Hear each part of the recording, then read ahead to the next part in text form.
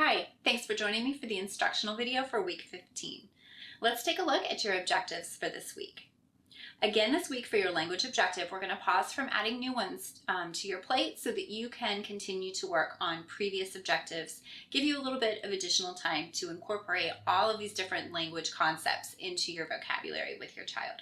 So go back to all of those prepositions or maybe some of the earlier language objectives and maybe find some activities that you didn't have time to work on before, and you can give those a try this week. For your cognitive objective for this week, under the category of learning, we have adapting to overcome challenges. So this is a super important one as your children enter kindergarten. Preschoolers meet challenges every single day. Life isn't easy for them. And so having the opportunity to practice the skill in some fun and lighthearted, non-stressful ways, it's a great learning tool to give them, the skills that they'll need to adapt to kindergarten. There's a lot of games that incorporate this skill. So card games, Go Fish, Uno, even things like tic-tac-toe. All of those are great to practice the skill of adaptation and overcoming challenges, because if you think about it, they require your child to adapt to what the other player has just done. So any game like that, which is almost all of them, board games as well. When your child has to look at what the other person in the game has just done and then plan their next move or their next step based on that, that's a form of adapting and overcoming a challenge. Other play-based activities that you can incorporate for this are games like Simon Says or Mother May I, where they're presented with a challenge. They have to think on their feet and react and adapt in the moment. Another really good activity for this is any kind of new craft, hobby, musical instrument to play around with, a sport, anything that requires practice. So as your child, engages with this new activity, they're more than likely not going to be masters at it right away. They're going to meet challenges and they're going to have to adapt their behavior mentally or physically in order to progress at this new activity and to overcome those challenges. So those are really fun ways to work on this concept as well. Again, in a very non-threatening environment where they get to utilize this skill before going off to kindergarten and being faced with challenges in that environment.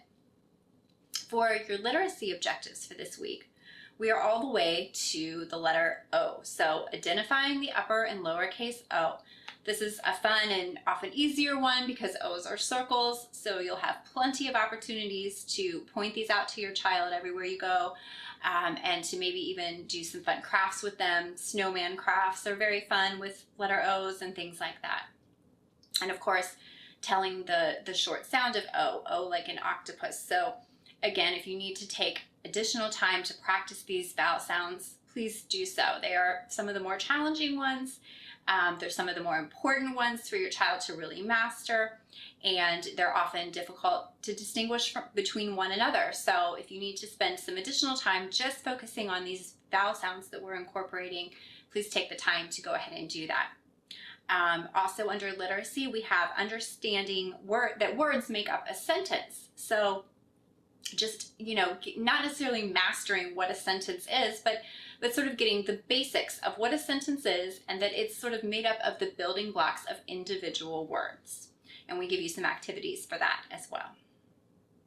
For math, we're going to continue to work on and level up a little bit on some objectives that we've already covered. So there's nothing brand new this week, but we're approaching some of these objectives in a new way. You'll continue to count objects up to 100 if your child needs a little more practice with that. But we'll also work on creating our own simple repeating patterns. Your child has played around with simple repeating patterns previously, and now we'll be asking your child to engage with that activity and to create their own.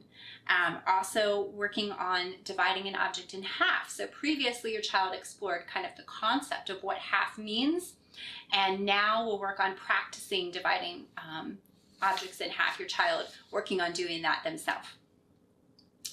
Under fine motor skills, we are leveling up this week to some of the more advanced grasps necessary in order for your child to properly and effectively hold a pencil or a crayon and write. So previously we've been working on the very basic and very foundational exercises and fine motor and gross motor skills necessary to now be able to incorporate some of the more advanced ones. So the one that we're incorporating this week is the pincer grasp, where it's a pad to pad, thumb to forefinger grasp that's necessary to begin to hold a pencil. This is very similar to the precision activities. So it's just going to be a little more refined. And in addition to that, we're going to have one open thumb web space activity, which will again help them oppose the thumb to do the pincer grasp. One gross or cylindrical grasp activity, and one spherical grasp activity for fine motor skills this week.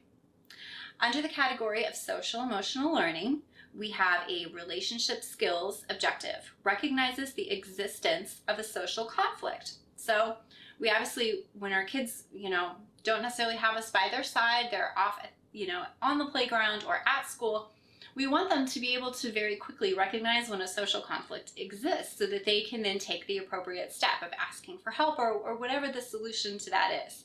And so fantastic ways to model this are simply, learning how to resolve conflicts just among your own family. It could be as simple as you and your partner not being able to agree on where you're going to go out for dinner, and modeling to your child that, well, we have a conflict here. It doesn't have to be like a heated conflict, but helping to show your child what a conflict is and where one exists and how to recognize it quickly so that you can then implement a procedure to resolve it, whether that's taking turns or asking somebody else's opinion. Something like that. So look for ways to model for your child how to recognize those things early on, and we give you some activities for that as well.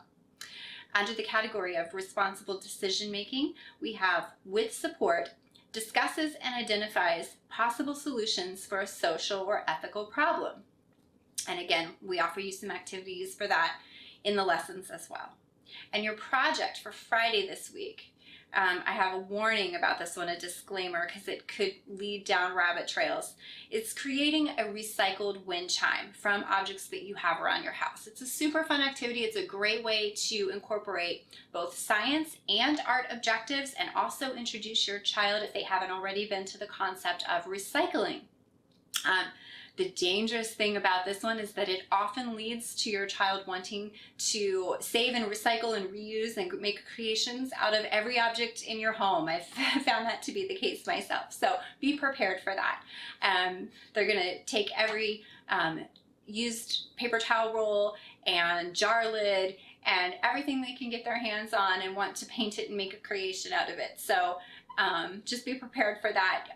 I used to keep, when my kids were little, I used to keep a bin of recyclable materials that were fit for creations and projects and arts and crafts, that I would just dump stuff in and save it and keep it in the closet just for that purpose, for them to dig into and figure out what they were going to make for that day. So this can definitely lead to more recycled activities and to your child becoming a master reuser and recycler. So I hope you have fun with that, and we'll see you back next week for week 16.